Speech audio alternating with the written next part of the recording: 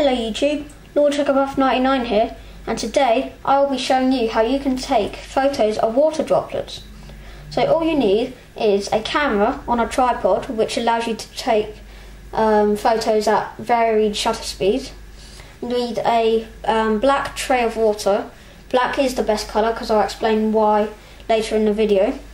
You'll also need a plastic bag of water which you can put a small hole through to let water out at a constant rate, and that bag will need to be held at a height above the tray, so I'll be using this claw grab thing here from a science lab.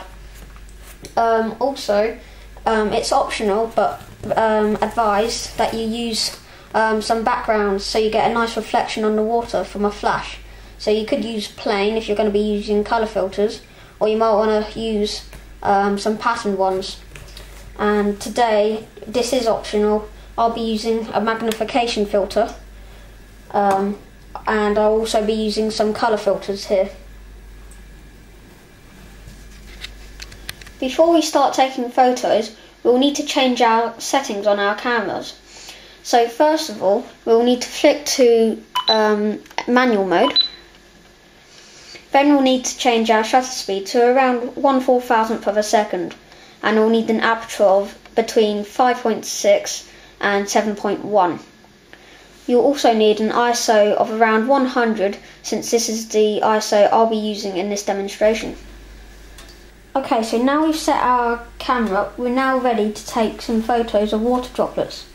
So the reason I said using a black tray is the best to use is because when you take photos using your flash, any light going into the tray will then reflect back off, but black absorbs light and grey doesn't, so a grey tray would overexpose your photo.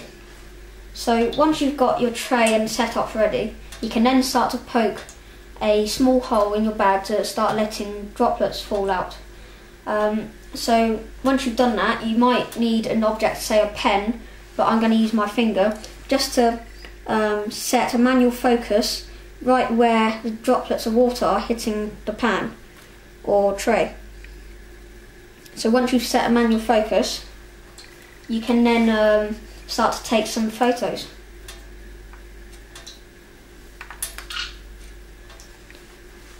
You'll probably need to take a handful of photos just to get the one you want, because you need to get your timing just right. Let's have a look at some of those.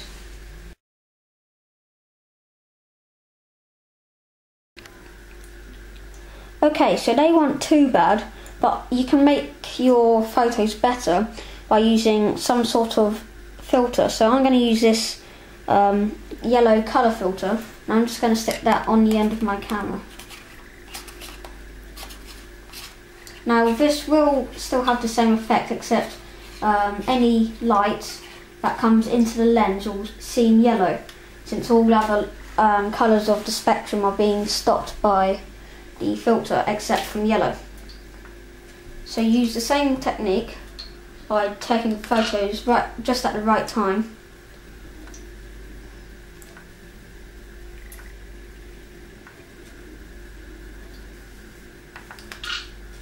Okay, so let's have a look at some of those.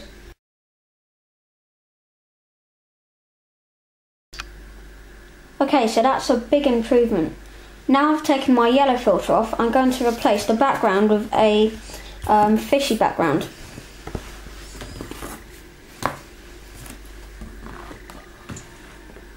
This time, any light that reflects from the background will then have a rainbow effect on the water.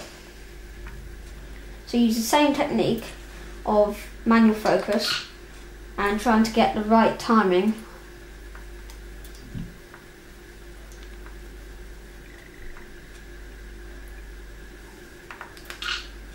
So let's have a look at some of those.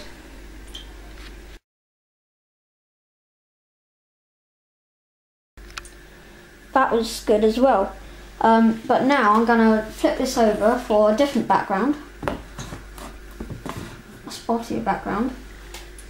And with a background like this circle here, you can try and align that just where the droplets are hitting the tray. and then you get a nice effect of ripples coming away from that spot with a droplet directly in the centre.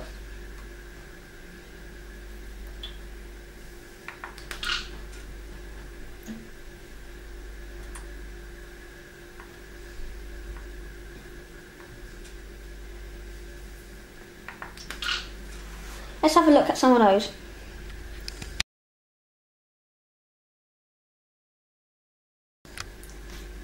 So they all turned out pretty well.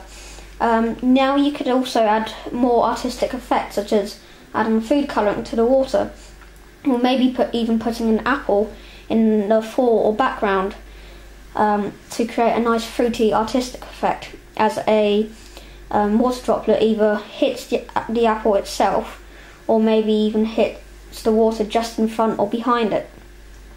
You could also go outside and start photographing stationary water droplets, as if a water droplet is just about to fall off of a leaf. So if you're interested in photography, then I would recommend checking out my other video, which I'll put a link in for it in the description. It's basically about how to create long exposures and light graffiti in your photos. So thanks for watching. I hope this has been helpful for you, and I hope to see you soon. Thanks for watching. Bye.